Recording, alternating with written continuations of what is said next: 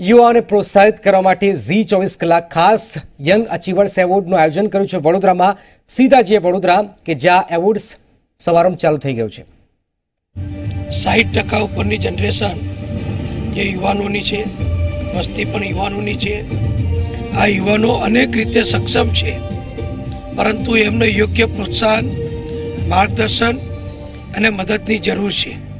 હું માનું છું જી ગુજરાતી દ્વારા આજે કાર્યક્રમનું આયોજન કરવામાં આવ્યું છે, એમાં યુવાનોને પ્રેરણા, પ્રોત્સાહન અને માર્ગદર્શન બધા જ પ્રકારે મદદ થશે અને યુવાનોની પોતાની જે કૌશલતા છે, એમની પોતાની જે શક્તિ છે, એ શક્તિ સમાજ ઓળખે, એને આગળ વધારે અને એને પ્રોત્સાહન આપે તો યુવાનો વધુ ઝડપથી ઉત્સાહભેર પોતાના પરિવાર સાથેની દેશ સહિતની તમામ વિકાસની કામગીરીમાં જોડાશે।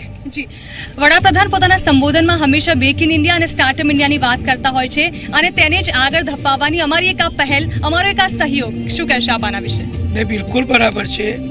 યુવાનોને પ્રોત્સાહન જોઈએ, માર્ગદર્શન જોઈએ, યોગ્ય પ્લેટફોર્મ જોઈએ। જુદા જુદા પ્રકારે પ્લેટફોર્મ રાજ્ય સરકાર દ્વારા અનેક કાર્યક્રમો દ્વારા અમે એમને પૂરા પાડવાનો પ્રયત્ન કરીએ છીએ। ભારત સરકાર પણ અનેક પ્રકારથી યુવાનોને મદદરૂપ થાય છે, ત્યારે મીડિયા દ્વારા પણ જો એમને પ્રોત્સાહન આપવામાં આવે તો એમને વધુ ઉત્સાહ થતો હોય છે। એ વધુ ઉત્સાહ આજના કાર્યક્રમથી આ યુવાનોને થશે।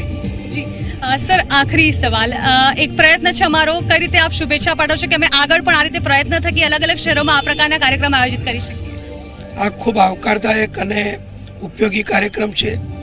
હું આશા રાખું છું કે ગુજરાતના મોટા મોટા શહેરોની સાથે સાથે જ્યાં આગળ યુનિવર્સિટી હોય, વિદ્યાર્થીઓ મોટા પ્રમાણમાં રહેતા હોય, અભ્યાસ કરતા હોય, એવા કેમ્પસોમાં પણ જો આ પ્રકારના કાર્યક્રમ કરવામાં આવે તો આપણા રાજ્યની જે યુવા શક્તિ છે, જે એમનામાં કૌશલ્ય છે, એમનામાં જે ધગશ છે, એ બહાર લાવવા માટે ખૂબ ઉપયોગી થશે।